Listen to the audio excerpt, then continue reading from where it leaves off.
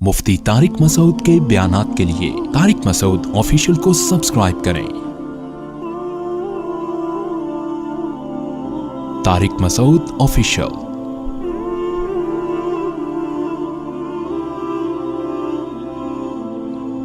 एक बात तो मैं आपसे ये अर्ज करूं कि बर्रे सगीर के उलमा की कदर करें।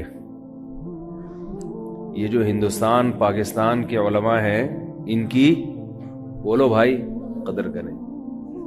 ये मार्केट में ऐसे उलमा शार्ट हैं। दुनिया में जब आप जाएंगे ना, घूमेंगे फिरेंगे, मैं अपने बड़े उलमा से ये बात सुनता था कि तकवा और इल्म पुख्तगी ये हिंदुस्तान के उलमा में है। हिंदुस्तान पाकिस्तान एक ही, बांग्लादेश भी उसमें। तो मुझे उस वक्त ये बात समझ में नहीं आती थी कि दीन नाजिल तो कहीं और हुआ है तो यहाँ क्यों है। लेकिन जब इंसान सफर करता है ना तो उसे बहुत सारी चीजें नजर आती है। दाढ़ियां ही नहीं है मसाजिद के इमामों की। हमारे यहाँ अल्हम्दुलिल्लाह कम से कम मस्जिद का इमाम बगैर दाढ़ी के नहीं मिलेगा। अब लोग उसमें ये बात कहते हैं कि क्या दाढ़ी में इस्लाम रखा हुआ है? इतनी गौर से किसी की दाढ़ी क्यों देख रहे हो भाई? दाढ़ी में यकीनन इस्लाम नहीं है, लेकिन इस्लाम में बहरहाल दाढ़ी है। कम से कम अहले इल्म को अपना गेटअप तो सही कर लेना चाहिए ना। हुलिया तो कम से कम अंदर का तो देखो, कोई किसी के नहीं जानता क्या है। और अंदर तो तब्दील भी होता रहता है। अंदर का इंसान कभी अच्छा बन जाता है और कभी खराब बन जाता है। लेकिन ऊपर का तो 100% अपने इख्तियार में है ना। ऊपर का हुलिया, दाढ़ी काटना इतना बड़ा जुर्म है, तगयीर खल्क़िल्लाह है, अल्लाह की बनाई हुई तख्लीक को बिगाड़ देना। अब जो दर्स देने वाला है उसी की दाढ़ी ना हो तो कैसे इंसान। एक वहां साहब को मैंने देखा कि सीरत पर बयान कर रहे थे एक साहब, और उनके बयान से लग रहा था कि माशाल्लाह सीरत पर इनका मुताला बहुत मजबूत है। नबी की सीरत बयान की जा रही है और दाढ़ी क्या है बोलो भाई? गायब। तो इंसान फौरन सवाल आता है ना कि हजरत आप सल्लल्लाहु अलैहि वसल्लम की सीरत इतने खूबसूरत अंदाज में बयान कर रहे हैं और आपको नबी से इतनी मोहब्बत है, तो आपका खुद गेटअप नबी जैसा क्यों नहीं है? मेरा मकसद भाई किसी बगैर दाढ़ी वाले का मजाक उड़ाना नहीं है। बार बार कहता हूं कि हो सकता है बगैर दाढ़ी वाला हमसे अच्छा हो। मैं तो एक शरीयत के हुक्म की एक अहमियत बयान कर रहा हूं। अच्छा बुरा कौन है ये तो अल्लाह ही बेहतर जानता है। तो सवाल पैदा होता है ना, नात ख्वान देखे होंगे आपने, अक्सर नबी की याद में मरे जा रहे होते हैं, करोड़ों करोड़ों रुपए कमाते हैं नबी की याद में, रो रो के, नाते पढ़ पढ़ के। मगर हुलिया देखो माशाल्लाह क्लीन शेव होते हैं कि नहीं होते, लेकिन रो रहे होंगे नबी की याद में, नाते पढ़ पढ़ के झूम रहे होंगे, लोगों को भी रुला रहे होंगे, हाय नबी हाय नबी। भाई अभी इतनी मोहब्बत है तो अल्लाह के बंदो तो कम से कम चेहरा तो रसूल के मुताबिक कर लो, चेहरा तो नबी के मुताबिक कर लो, क्योंकि तुम पब्लिक के सामने आ रहे हो। एक गुनाह वो होते हैं जो छुप के होते हैं, जो लोगों को नहीं पता होते, वो इंसान का और अल्लाह का मामला है। एक गुनाह वो है जो सब सारी दुनिया के सामने है, वो ज्यादा खतरनाक है। कुल्लु उम्मती मुआफन इल्लल मुजाहिरीन। आप सल्लल्लाहु अलैहि वसल्लम ने फरमाया कि जो खुल के गुनाह करते हैं सबके सामने, इनकी माफी मुश्किल है।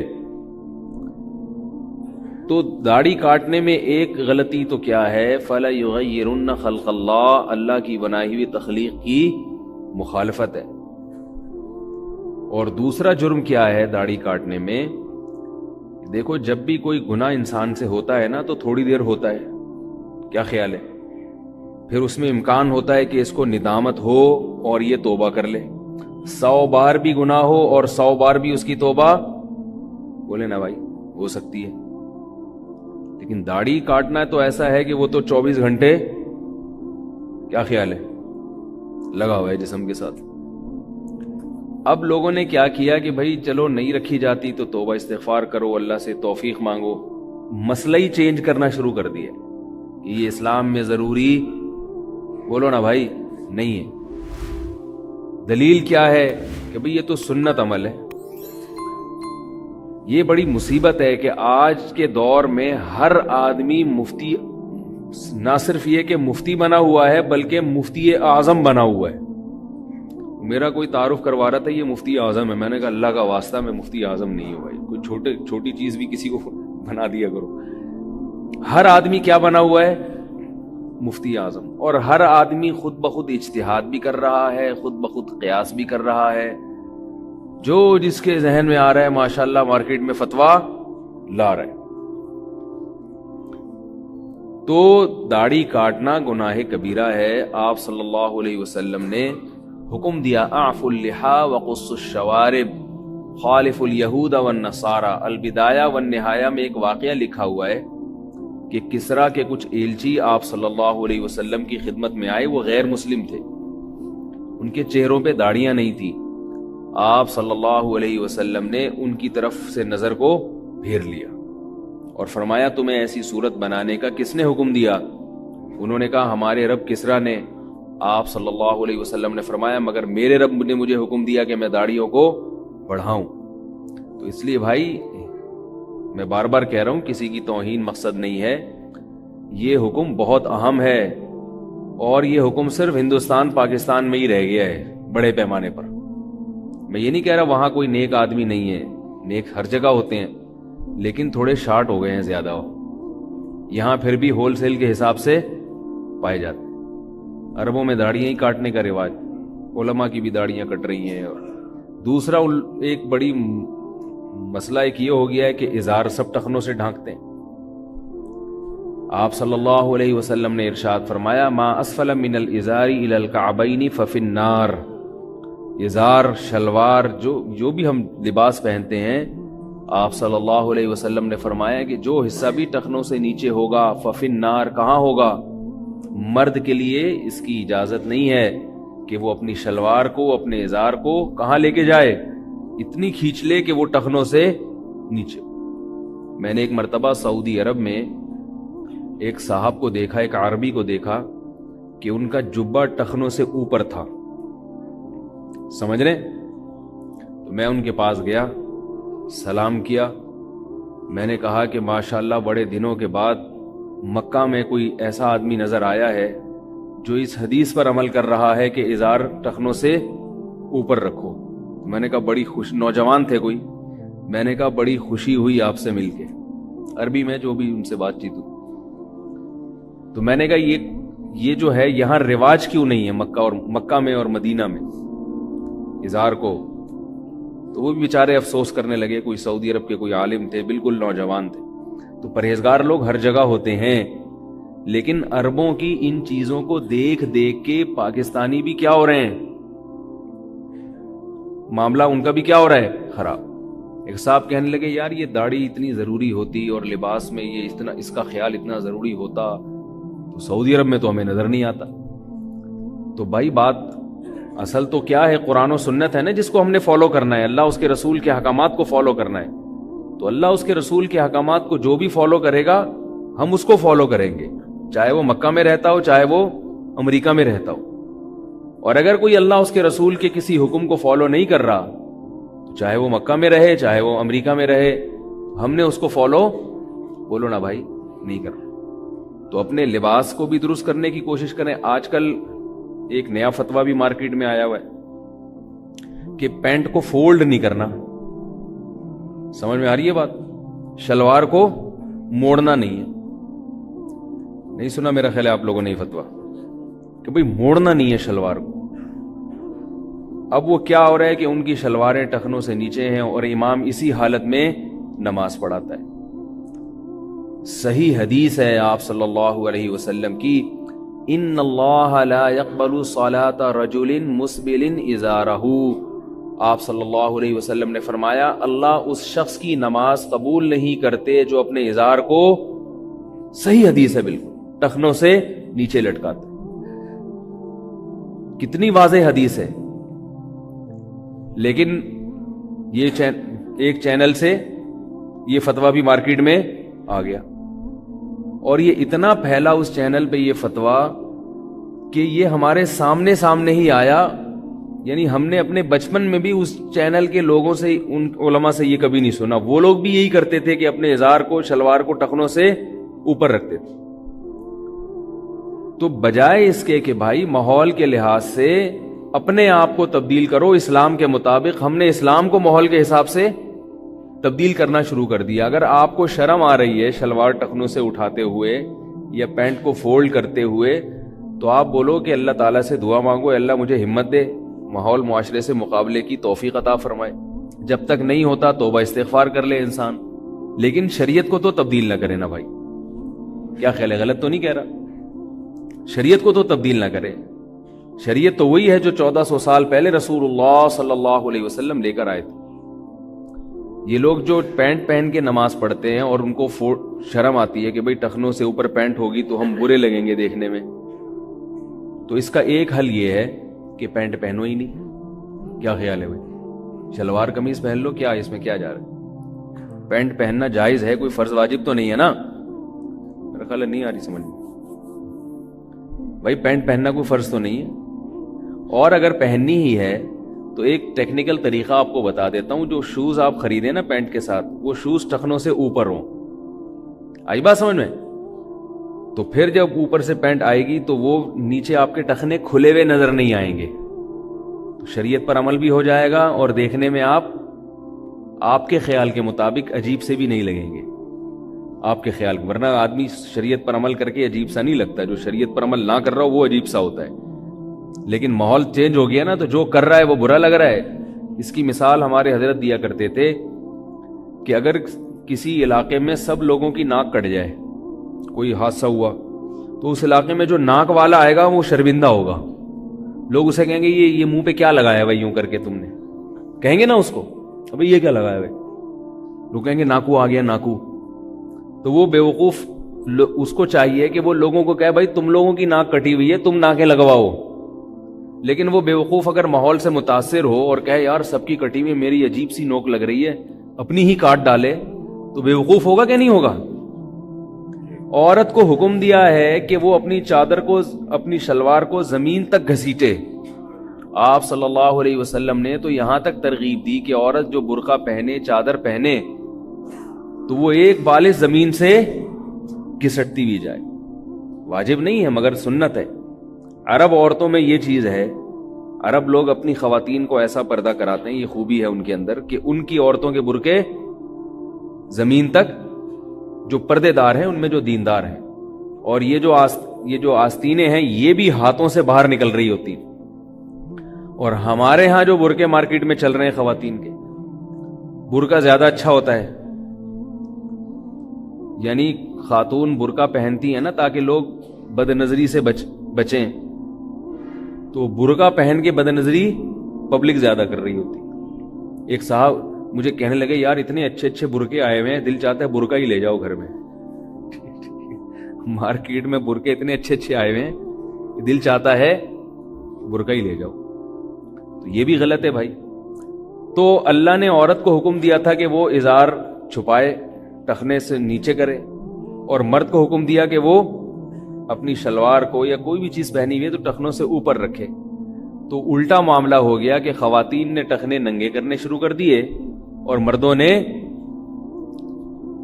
تو ان کو برا نہیں لگ رہا جن کو لگنا چاہیے، اور جس کو برا نہیں لگنا چاہیے اس کو برا لگ رہا ہے. تو یہ حل بھی کر سکتے ہیں آپ، سمجھ رہے ہیں.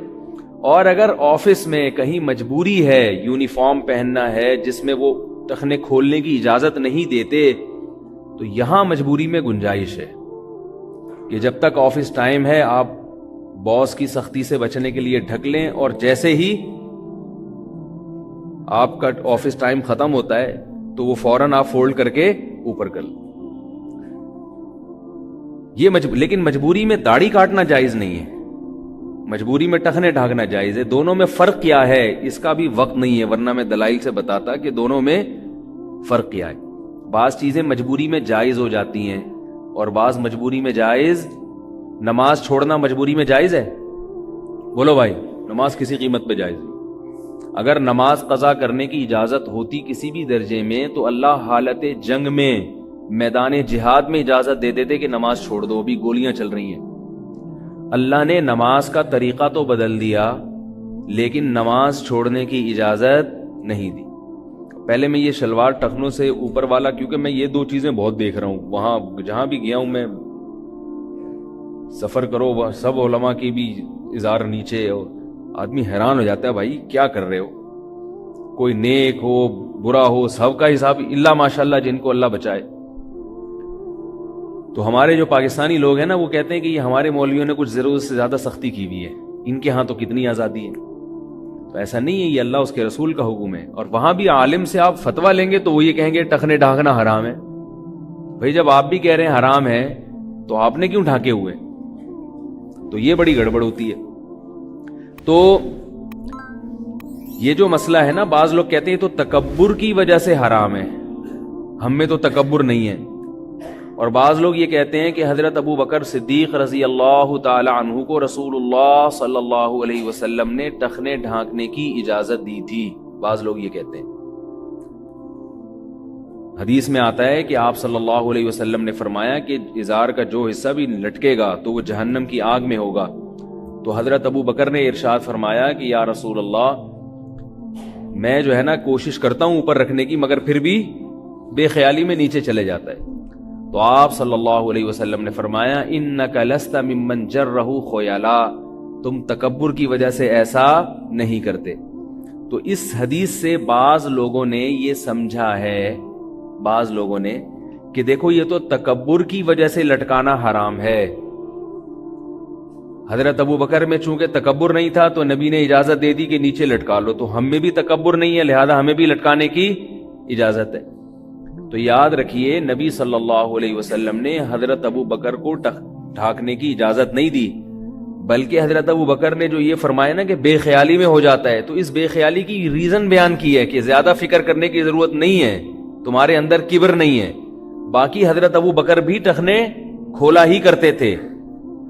اگر اجازت ہوتی تو سب سے پہلے نبی خود عمل کرتے اس پر، کیونکہ آپ صلی اللہ علیہ وسلم میں بہرحال تکبر نہیں تھا. آپ صلی اللہ علیہ وسلم نے کبھی اپنے ٹخنے نہیں ڈھانکے ہیں. حضرت عثمان رضی اللہ تعالی عنہ جب صلح حدیبیہ کے موقع پر گئے ہیں مکہ، مشرکین مکہ سے بات چیت کے لیے، تو آپ کا ازار بھی ٹخنوں سے اوپر تھا. اس پر مشرکین مکہ نے آپ کا مذاق اڑایا. تو آپ نے فرمایا کہ تم بے وقوفوں کی وجہ سے میں اپنے نبی صلی اللہ علیہ وسلم کی سنت کو ترک، جملہ مکمل کر دیا کریں، نہیں کر سکتے. سمجھ رہے کہ نہیں سمجھ رہے؟